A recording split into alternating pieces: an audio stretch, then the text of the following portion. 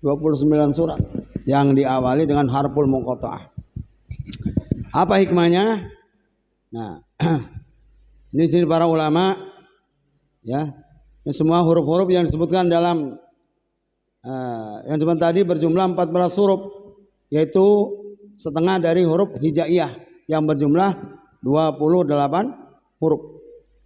Ada dua hal yang perlu dibicarakan tentang huruf-huruf abjad atau harful muqatta'ah yang disebutkan pada permulaan beberapa surat Al-Quran ini, yaitu apa yang dimaksud dengan huruf ini dan apa hikmahnya menyebutkan huruf-huruf ini. Tentang soal pertama, maka para mufassir berlainan pendapat. Satu, ada yang menyatakan saja atau ada yang menyerahkan saja maknanya kepada Allah Subhanahu wa taala. Biasanya mereka mengatakan wallahu a'lamu bi muradi. Wallahu a'lamu bi muradi. Hanya Allah yang tahu maksud daripada apa istilahnya huruf-huruf ini.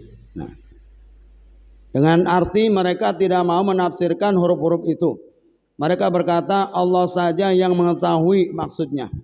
Mereka menggolongkan huruf-huruf itu ke dalam golongan ayat-ayat mutasyabihat. Ayat-ayat mutasyabihat. Karena Al-Quran itu ayatnya bisa digolongkan menjadi dua. Ada ayat-ayat muhkamat, ada ayat-ayat mutasyabihat. Kalau muhkamat yang jelas, ayatnya sudah jelas. Ya. Artinya bisa dipahami, bisa dimengerti. Kalau ini alif lam mim shad ini mutasyabihat. Itu ada yang menggolongkan itu. Pendapat kedua, ada menafsirkannya. Mufassir yang menafsirkan ini berlain-lainan pula pendapat mereka. Misalnya ada yang berpendapat bahwa huruf-huruf itu adalah isyarat atau singkatan dari kata-kata, umpamanya alif lam mim. Maka alifnya itu adalah singkatan dari Allah. Alifnya Allah. Ini kata yang mufassir yang belakangan nih ya. Lamnya itu singkatan dari malaikat Jibril dan mimnya itu singkatan dari Muhammad. Yaitu berarti bahwa Al-Quran itu datangnya dari Allah, disampaikan oleh malaikat Jibril, diturunkan pada Nabi Muhammad. Itu ada yang menafsirkan begitu. Alif lam mim. Alifnya itu Allah, lamnya itu Jibril, mimnya itu Nabi Muhammad SAW. Yang selanjutnya ada yang berpendapat bahwa huruf-huruf itu adalah nama dari surah yang dimulai dengan huruf-huruf itu. Jadi kalau alif lam mim ya alif lam mim nama suratnya. Kalau alif lam ra ya surat alif lam ra, ada yang bilang begitu. Kalau yasin ya yasin kan gitu. Ada toha ya toha, ada yang bilang begitu. Jadi ada yang huruf-huruf itu menjadi isyarat bahwa itu menjadi nama surat yang itu, surat yang ada hurufnya itu tadi. Jangan kita dulu sebut surat alif lam mim, padahal bukan Al-Baqarah, kan alif lam mim nyebutnya. Terus yang selanjutnya yang ketiga, ada yang berpendapat bahwa yang dimaksud dengan huruf-huruf abjad ini adalah huruf-huruf abjad itu sendiri. Maka yang dimaksud dengan alif adalah alif, yang dimaksud dengan lam adalah lam, yang dimaksud dengan nun adalah nun, dan begitu seterusnya. Ini pendapat. Jadi ada beberapa variasi pendapat tuh para ulama pas tadi. Huruf-huruf abjad itu, ya ini yang pendapat yang lain. Huruf-huruf abjad itu untuk menarik perhatian. Ada mufassir yang berpendapat bahwa huruf-huruf abjad ini didatangkan oleh Allah pada permulaan beberapa surat Al-Quran untuk menarik perhatian. Memulai pembicaraan dengan huruf-huruf abjad adalah suatu cara yang belum dikenal oleh bangsa Arab pada waktu itu. Karena itu maka hal ini menarik perhatian mereka. Jadi dalam rangka untuk menarik perhatian para pendengar. Menarik supaya orang itu tertarik, ingin tahu apa sih kok dari begitu awalnya hurufnya. Yang selanjutnya untuk tantangan. Nah, menurut mufassir ini huruf-huruf singkatan itu disebut Allah pada permulaan beberapa surat Al-Quran. Hikmahnya adalah untuk menantang, dalam tanda kutip. Tantangan itu bunyinya kira-kira begini. Al-Quran itu diturunkan dalam bahasa Arab, yaitu bahasanya kamu sendiri, yang tersusun dari huruf-huruf singkatan seperti alif, lam, mim, ro, kaf, ha, ya, ain, shad, to, sin, mim, dan lain. Maka kalau kamu tidak percaya bahwa Al-Quran datangnya dari Allah dan kamu mendakwakan datangnya dari Muhammad yang dibuat oleh Muhammad sendiri, maka coba kamu buat ayat-ayat yang seperti Al-Quran, kalau Muhammad dapat membuatnya, tentu kamu juga dapat membuatnya. Tantangan. Tuh. Kalau kamu selama ini memfitnah, mengatakan bahwa Al-Quran itu bikin Muhammad, coba kamu bikin lah. Yang model-model begitu tuh. Nggak bisa. Al-Quran itu nantang dari mulai suruh bikin satu Al-Quran sampai suruh bikin 10 ayat sampai cuma 1 ayat. Kagak ada yang mampu. Maka ada penantang yaitu Allah dan ada yang ditantang yaitu bangsa Arab waktu itu. Dan ada alat penantang yaitu Al-Quran. Sekalipun mereka adalah orang-orang yang pasti berbahasa Arab dan mengetahui pula seluk-beluk bahasa Arab menurut naluri mereka, karena di antara mereka itu ada pujangga-pujangga, para penyair-penyair, ini asyu'ara. Nanti kalau belajar asyu'ara itu namanya, kalau dulu ada namanya zaman jahiliyah ada namanya pasar ukaz, itu pasar seni. Ya, jadi namanya ada al-mu'allaqat. Al-mu'allaqat itu syair-syair yang digantungkan di dinding Ka'bah. Jadi para penyair-penyair jahiliyah waktu itu yang memang syairnya bagus, dapat juara, ada lomba, nanti samping penghargaan uang yang banyak, dapat hadiah-hadiah dari para pembesar-pembesar, juga nanti yang lebih bangga mereka nanti syairnya itu digantungkan di dinding Ka'bah, dipamerkan, gitu, dipajang gitu. Wah, itu al-mu'allaqat. Itu. Nah. Namun demikian mereka tidak bisa menjawab tantangan Al-Quran dengan membuat ayat-ayat seperti Al-Quran. Ada juga di antara mereka yang memberanikan diri untuk menjawab tantangan Al-Quran itu dengan mencoba membuat kalimat-kalimat seperti yang Al-Quran, seperti Al-Quran, tapi sebelum mereka ditertawakan oleh orang-orang Arab itu, lebih dahulu mereka telah ditertawakan oleh diri mereka sendiri. Beda. Bahasa Al-Quran mempunyai nilai balaghah, nilai sastra yang sangat tinggi. Sekalipun waktu itu ada banyak penyair, cuman nggak ada yang mampu untuk menandingi Al-Quran sampai dengan saat ini.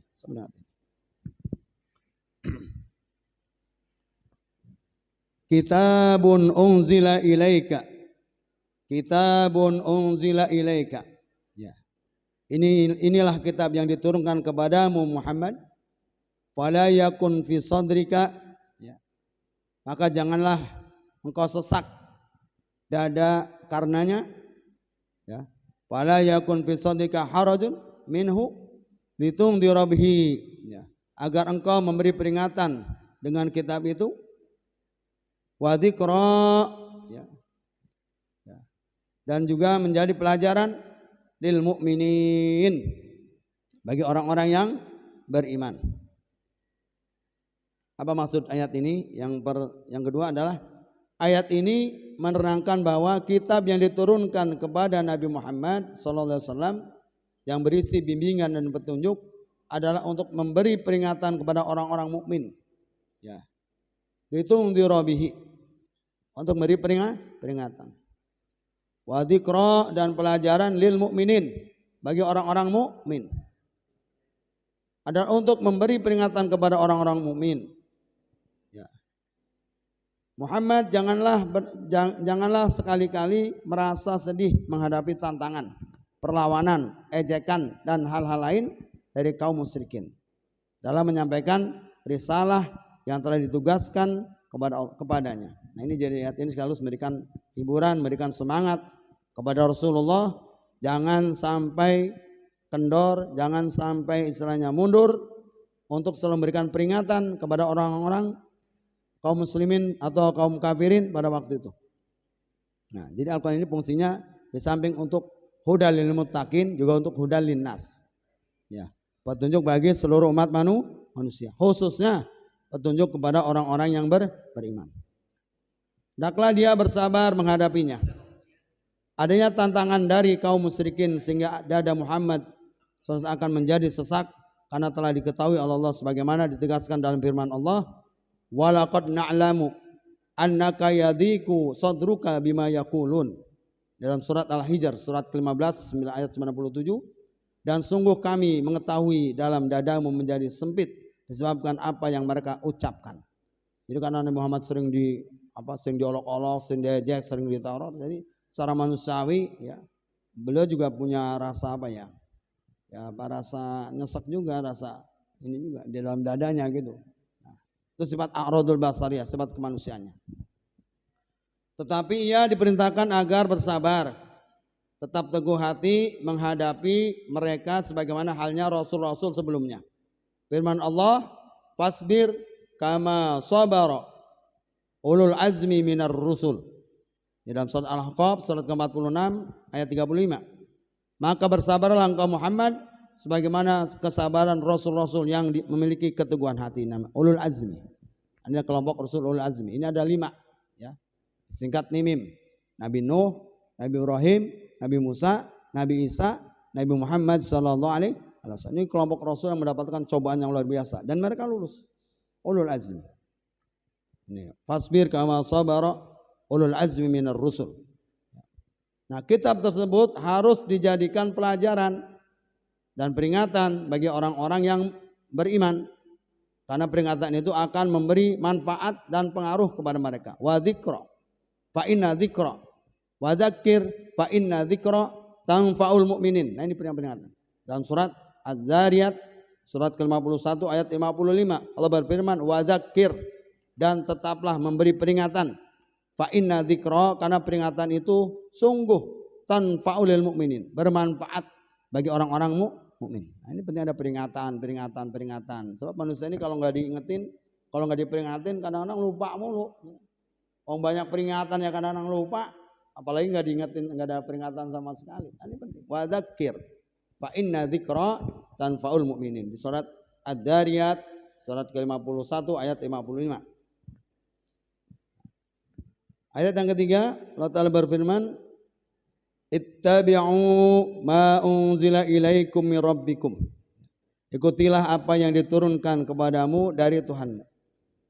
Wala tattabi'u min dunihi awliya, dan janganlah kamu ikuti selain dia sebagai pemimpin. Qalilan ma tadhakkarun, sedikit sekali kamu mengambil pelajaran. Pada ayat ini ada perintah agar orang-orang mukmin mengikuti apa yang telah diturunkan kepada Nabi Muhammad, yaitu dari Allah berupa Al-Quran. Ini. Jadi kalau ngaku orang beriman, kalau ngaku orang Islam, pedoman hidupnya adalah Al-Quran sebagai orang beragama. Kalau sebagai bangsa sih, ya kalau kita berpedoman kepada yang lain silakan. Tapi sebagai umat Islam kita harus berpedoman kepada Al-Quran dan Sunnah. Ini yang penting. Taraktu fikum amrain. Ya. Aku tinggalkan kepada kalian 2 perkara, 2 pusaka. Nabi pada saat meninggal dunia meninggalkan 2 pusaka. Apa pusakanya Nabi? Ya, bukan pedang, bukan tombak, bukan celurit, ya kan? Bukan senjata. Ya. Kata Nabi, lan tadillu ma tamassaktum bihima. Dan kamu tidak akan tersesat selama-lamanya kalau kamu berpegang pada 2 pusaka itu. Apa itu? Kitabullah, Al-Quran, wa sunnata Rasul, dan sunnah Rasulullah sallallahu alaihi wasallam. Ini zaman Rasul. Jadi apapun, dalam kondisi apapun, insya Allah kalau kita selama berpegang kepada Al-Quran dan sunnah, kita tidak akan tersesat. Pokoknya patokannya untuk mengukur itu sesat atau tidak, ya buat kita orang Islam ya Al-Quran dan sunnah. Kalau yang lain sih silahkan mau ukur. Buat kita orang Islam ya ukurannya Al-Quran dan Sunnah. Untuk mengukur itu baik atau tidak, benar atau salah, ya ukurannya Al-Quran dan Sunnah. Dan untuk bisa memahami ini semua memang kita butuh mempelajari yang tekun, belajar, membaca yang luas. Jadi kalau kita baca hadis, bukannya baca sekedar matannya saja, bukan sekedar teksnya saja, kita baca syarahnya, kita baca penjelasan dari para ulama-ulama. Ya, kalau kita baca Sahih Bukhari, tidak cukup hanya dengan baca Sahih Bukhari-nya saja, kita butuh keterangan atau syarah daripada kitab Fathul Bari atau Irsyadus Sari. Itu penjelasan daripada hadis-hadis yang ada dalam kitab Sahih Bukhari. Atau kalau kita baca kitab Bulughul Maram, tidak cukup hanya baca kitab Bulughul Maramnya saja, karena itu sifatnya masih matan hadis. Kita baca Minal Ibanatul Ahkam atau Subulus Salam. Itu penjelasan hadis-hadis yang dalam kitab Bulughul Maram. Itu banyak semua. Termasuk kalau kita bicara Sahih Muslim, bicara banyak. Karena ada kitab-kitab syarah. Kalau hadis ada syarah hadis, penjelasan. Kalau Al-Quran kita baca tafsir Al-Quran. Cuma kalau baca terjemah saja kita belum paham. Kalau terjemahannya itu sifatnya masih umum, masih global. Kita belum tafsir penjelasan kayak ini.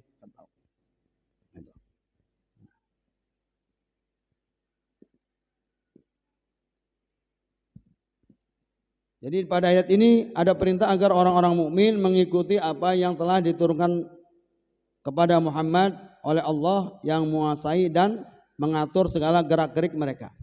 Baik perintah itu menyuruh untuk mengerjakan sesuatu maupun melarang mengerjakan sesuatu. Karena apa yang telah diperintahkannya mengandung kebaikan semua. Semua yang Allah perintahkan pasti di dalamnya ada hikmah, kebaikan di situ. Semua yang Allah larang pasti di dalamnya itu ada hal-hal yang tidak baik. Begitu intinya. Nah, dan janganlah sekali-kali mereka mengikuti ajaran-ajaran selain daripada ajaran Allah. Ya, begitu pula ajakan-ajakan yang bertentangan dengan ketentuan-ketentuan yang telah digariskan oleh Allah. Karena yang demikian itu membahayakan mereka dan akan membawa pengikut-pengikut ke jalan yang sesat dan merusak akhlak, akidah dan akhlak dan sebagainya. Sekalipun hal tersebut ya di atas telah menjadi kenyataan dan disaksikan oleh mata kepala sendiri, tidaklah banyak orang yang menyadarinya, mengambil pelajaran dan iktibar daripadanya. Bahkan ia tetap mengikuti keinginan nafsunya dan ajakan setan yang dipertuanya. Ini. Ya. Jadi kita ini sudah, umat Islam ini sudah jelas, punya konsepnya jelas, Al-Quran, hadis. Harusnya ini dulu kita laksanakan, ini dulu kita amalkan, sebelum mengamalkan aturan-aturan lain, pedoman-pedoman yang lain. Ya kita boleh ikutin aturan pemerintah segala macam, selama memang aturan itu tidak bertentangan dengan Al-Quran dan Sunnah. Ya, jadi ini yang namanya as-sam'u wa ta'ah, loyalitas, ketaatan itu. Al-sam'u wa ta'atul mar'i muslim ya fi ma ahabba wa kariha. Ya, orang Islam itu wajib taat kepada pemimpinnya, baik yang dia sukai atau yang tidak disukai. Ya, jadi kalau ada undang-undang, aturan, ya kita wajib taat. Tapi malam yumar bi maksiatin, selama undang-undang itu tidak mengarahkan, tidak mengatur untuk berbuat maksiat, baik kepada Allah maupun kepada manusia. Fa in amara bi maksiatin fala sam'a wala ta'ah. Kalau seandainya aturan itu mengajak kita bermaksiat kepada Allah, fala sam'a, enggak perlu didengar, wala ta'ah, dan enggak perlu ditaati. Nah, ini aturan. Ini pedoman kita sejauh manakah kita wajib taat kepada aturan-aturan yang di dunia ini, selama aturan itu tidak bertentangan dengan aturan Allah dan aturan Rasulullah sallallahu alaihi wasallam, wajib kita taati.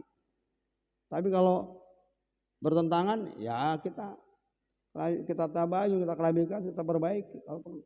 Ya kalau emang nggak bisa ya udah kita nggak usah ikut. Kalau aturan-aturan itu kira-kira menentang aturan Allah dan Rasulnya. Terus ayat yang keempat, wa kam min qaryatin ahlaknaha, berapa banyak negeri yang telah kami binasakan, faja'aha ba'suna bayatan, siksaan kami datang menimpa penduduknya pada malam hari.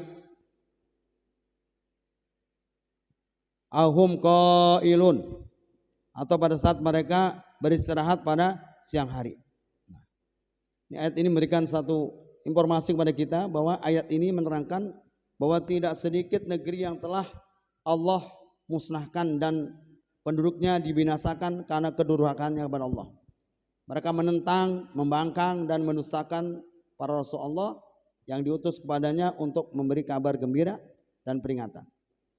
Banyak nih ayat-ayat yang kaitannya dengan masalah peringatan-peringatan Allah kepada kita tentang penghancuran, pemusnahan negeri-negeri yang dulunya ada sekarang nggak ada. Jadi misalnya dalam surat Al-Hajj, surat ke-22 ayat 45. Faka'ayyin min qaryatin ahlaknaha wa hiya zalimatun fa hiya khawiyatun ala urushiha wa bi'rin mu'attalatin wa qasrin masyid.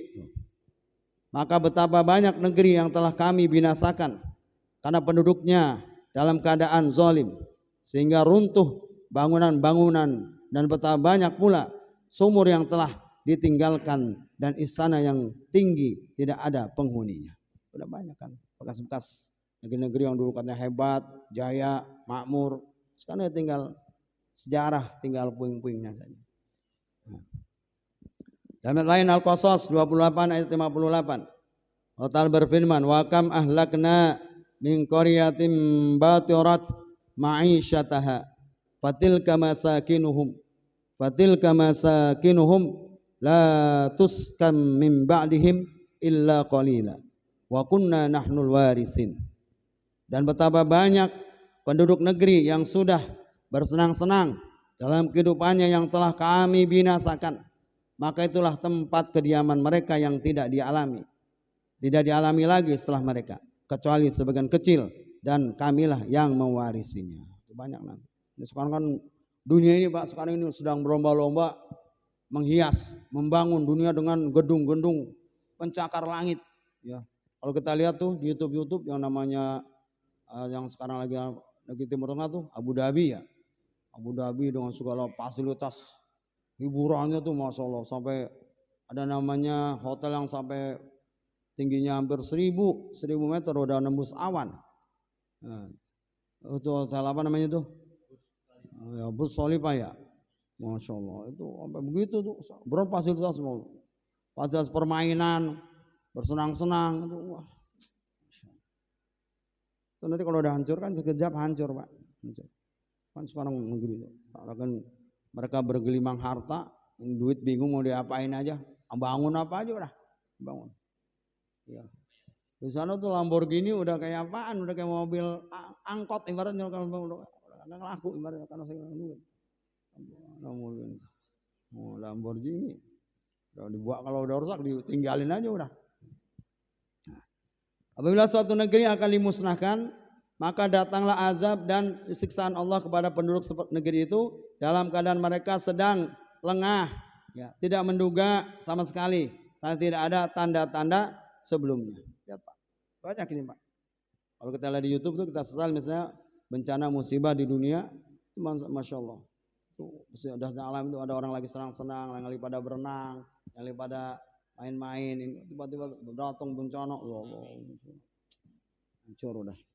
Dalam hitungan menit hancur udah semuanya. Bangunnya mah puluhan tahun, ratusan tahun. Ya. Nah, di waktu mereka bersenang-senang, mereka aman sebagaimana halnya kaum Nabi Lut. Ada kalanya datang di waktu siang, dikala mereka istirahat tidur, sebagaimana halnya kaum Nabi Shu'aib. Firman Allah SWT dalam surat Yunus, surat ke-10 ayat 24. Hatta idza ahadatil ardu zukhrufaha wa zayyanat wa dhanna ahluha annahum qadiruna 'alaiha ataha amruna lailan aw nahara waj'alnaha hasidan ka'allam taghna bil 'ams kadzalika nufassilul ayati liqaumin yatafakkarun. Hingga apabila bumi itu telah sempurna keindahannya dan berhias, dan pemiliknya mengira bahwa mereka pasti menguasai memetik hasilnya. Tuh, udah pada bangga dengan mereka membangun gedung-gedung, membangun fasilitas-fasilitas yang luar biasa. Bangga dia, wah ini gedung yang super canggih, gedung yang anti gempa, gedung yang segala macam dah bahasanya tuh. Pokoknya udah macam-macam dah sarana terbaik canggih. Mereka sudah merasa bangga begitu. Nah, datanglah kepadanya azab kami pada waktu malam atau siang. Lalu kami jadikan tanamannya seperti tanaman yang sudah disabit, seakan-akan belum pernah tumbuh kemarin. Demikianlah kami menjelaskan tanda-tanda kekuasaan kami pada orang-orang yang berpikir. Rata itu nanti kalau udah rata itu. Gedung yang gitu dibangga-banggakan, sarana-sarana fasilitas hiburannya dibangga-banggakan. Akhirnya kalau terjadi musibah rata semua. Firman yang lain dalam surat Al-A'raf, ini menceritakan masih masalah bencana, ya, musibah. Al-A'raf 97-98. Apa amina ahlul qura ayatiyahum ba'suna bayata wa hum naimun. Awa amina ahlul qura ayatiyahum ba'suna duhawu wa hum yal'abun. Maka apakah penduduk negeri itu merasa aman dari siksa kami yang datang malam hari ketika mereka sedang tidur? Atau apakah penduduk negeri itu merasa aman dari siksa kami yang datang pada pagi hari ketika mereka sedang bermain-main? Nah ini insyaallah.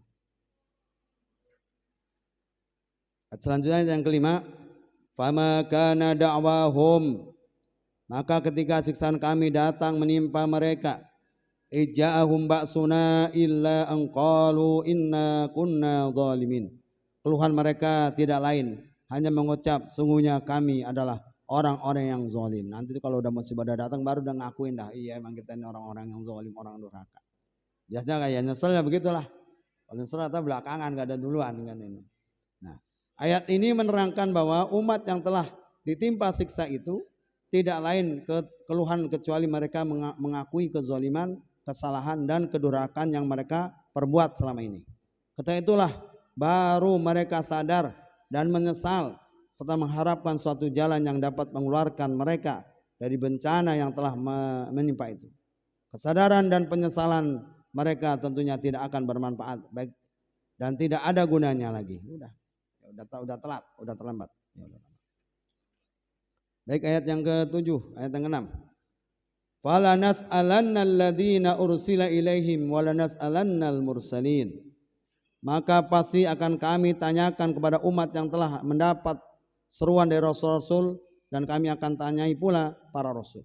Nah, jadi nanti para umat, para rasul ditanya oleh Allah kesaksian mereka, termasuk para rasul ditanya ini. Di ayat ini menerangkan bahwa di akhirat nanti semua umat yang telah diutus orang rasul kepada mereka akan ditanya. Sebagai firman Allah yang lain dalam surat Al-Hijr surat ke-15 ayat 92-93, fa rabbika lanas'alannahum ajma'in amma kanu ya'malun.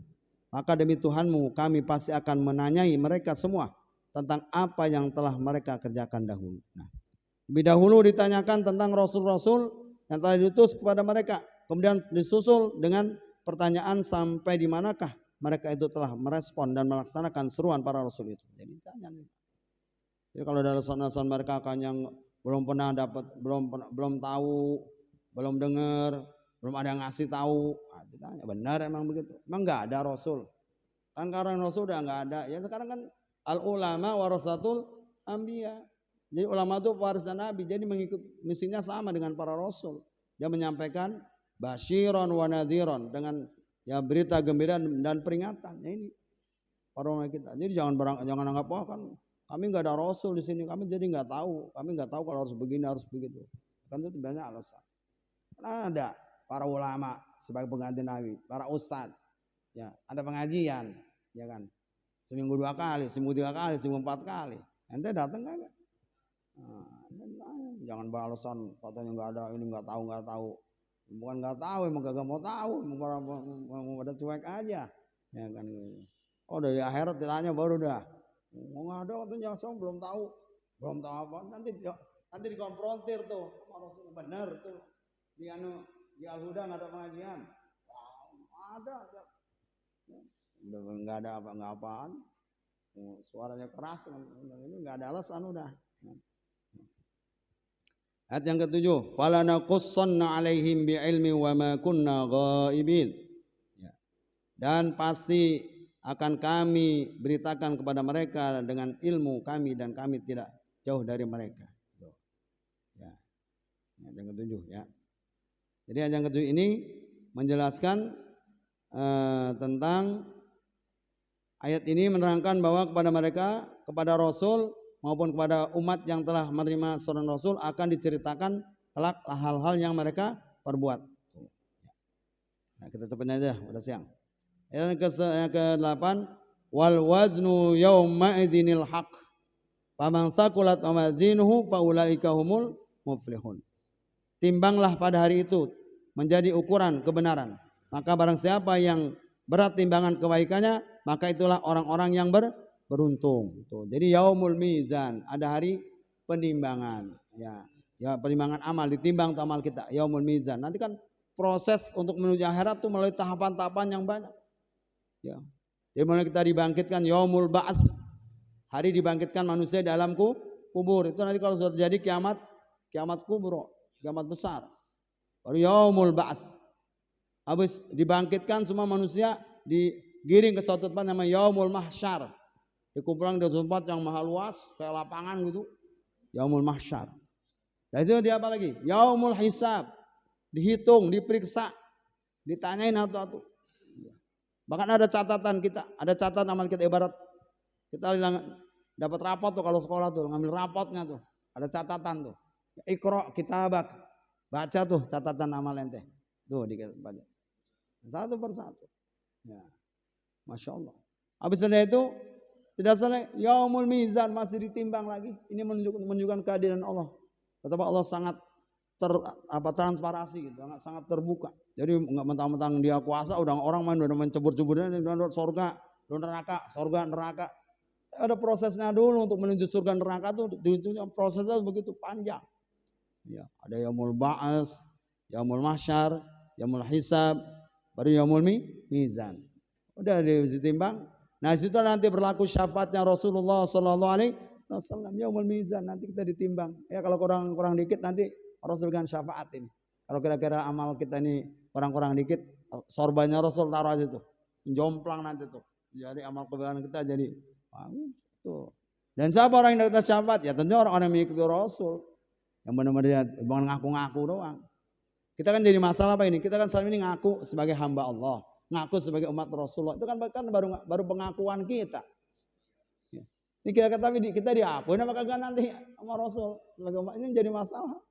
Kalau soal ngaku sih bisa orang ngaku boleh ngaku.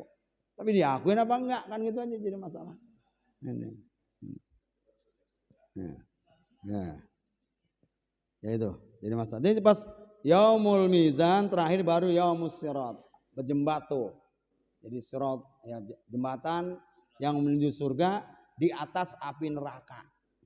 Jadi kalau yang lolos ke surga, kalau enggak nyemplung udah ke neraka udah. Dan nanti macam-macam. Ada yang bilang dulu kita dengar ada film namanya Titian Rambut dibelah 7. Dia katanya surga itu kecilnya kayak rambutnya udah kecil dibelah 7, kayak apa tuh? Itu buat siapa? Buat orang-orang yang kayak emang kagak ada amalnya. Di jalan surga tuh kayaknya kecil banget. Tapi buat orang yang amalnya banyak, kayak jalan tol. Ngebut, nggak sampai dong. Ibarat kayak naik pesawat ya, udah sampai ke sana. Nah buat orangnya amalnya dikit, ya kan sama kayak gambar di dunia. Ada orang kalau emang dia duitnya banyak, kemana-mana kan gampang urusan. Mau ke Amerika, kalau pesawat orang Indonesia. Yang duitnya agak kurangan dikit, ya paling naik kereta, ya kan. Paling naik bis kan. Ya orang kalau yang ke Surabaya 1 jam sampai kan pesawat kan. Coba kalau yang naik bis, naik kereta, berapa jam baru sampai? Ya. Belum yang naik motor. Ya. Apalagi kalau jalan kaki, berapa hari baru sampai ke Surabaya? Nah, itu jadi bergantung amalnya masing-masing. Nah, itu orang dia sirat juga begitu. Ada yang dia cepet kalbar khatib, seperti kilat dia, udah sampai usul. Ada yang seperti kayak kiong jalannya. Nah, kita udah lama sampai, dia baru sampai. Lah, lu kemana aja baru sampai? Gue jalan kaki dia. Tapi lumayan masih masuk surga juga, masih lumayan. Nah. Ada teman kita nggak sampai, dia nyemplung ke neraka, ya Allah, nyemplung dia, tadi kepleset dia, jembat jatuh, nanti tanya, lah, udah lama baru sampai, ada capnya nih mantan penghuni neraka, ada baru sampai. Nah, jadi orang Islam itu kalau memang benar Islamnya apa masih ada iman, kata Nabi, kullu ummati adkhulul jannah, semua umatku kata Nabi semua bakalan masuk surga. Itu dijamin sama Nabi. Semua umatnya Nabi Muhammad kalau yang dia benar-benar beriman dan bertakwa kepada Allah bakalan masuk surga. Terlepas apakah masuknya langsung atau mampir dulu ke neraka itu bergantung amalnya masing-masing. Yang penting nanti masuk surga ujung-ujungnya. Walaupun harus mampir dulu ke neraka. Kira-kira potongan kita ini kira-kira batas nggak langsung. Ya kan? Ya. Siapa sih orang-orang yang kira-kira langsung masuk surga? Bighairi hisab, tanpa hisab. Nah itu orang-orang yang apa? Al-anbiya, ya. Syuhada, solehin. Nah, kita solehin kagak ini? Ya, dah. Dan terakhir, yang ke-9, wa man khafat mawazinuhu faulaika alladziina khasiru anfusahum bima kanu biayatina yazlimun. Dan barang siapa yang ringan timbangan kebaikannya, maka mereka itulah orang-orang yang telah merugikan dirinya sendiri karena mereka mengingkari ayat-ayat kami. Ayat yang terakhir penutup ayat yang ke-10. Walaqad makkannakum fil ardi wa ja'alna lakum fiha ma'ayish qalilan ma tashkurun.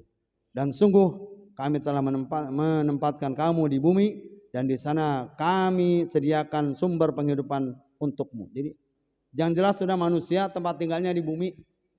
Walakum fil ardi mustaqarrun wa mataun ilahin. Jadi mustaqarrun. Jadi bagi kamu manusia, anak tuan Adam, tempat tinggal kamu di bumi. Nah, sampai kapan? Ilahin, sampai waktu yang telah ditentukan. Tuh, kita ini ngontrak di dunia, di bumi ini ngontrak. Ya.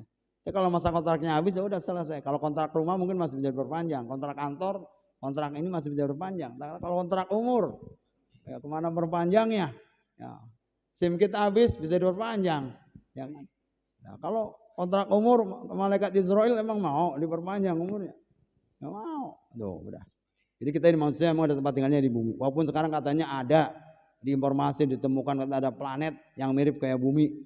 Nah, cuman untuk menuju ke planet itu katanya butuh waktu perjalanan 200 tahun. Umur sampai 200 tahun, belum sampai udah mati ya kan.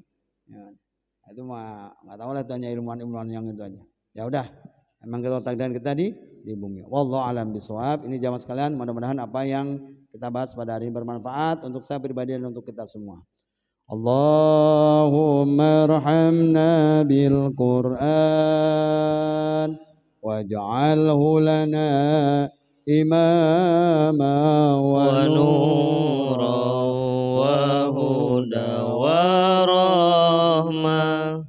Allahumma dzakirna minhu ma nasina wa 'allimna minhu ma jahilna warzuqna tilawatahu ana al-laili wa atrafan nahar waj'alhu lana hujjatan ya rabbal alamin. Walhamdulillahi rabbil alamin. Subhanakallahumma wa bihamdika asyhadu an la ilaha illa anta astaghfiruka wa atubu ilaik. Terima kasih, mohon maaf. Assalamualaikum warahmatullahi wabarakatuh.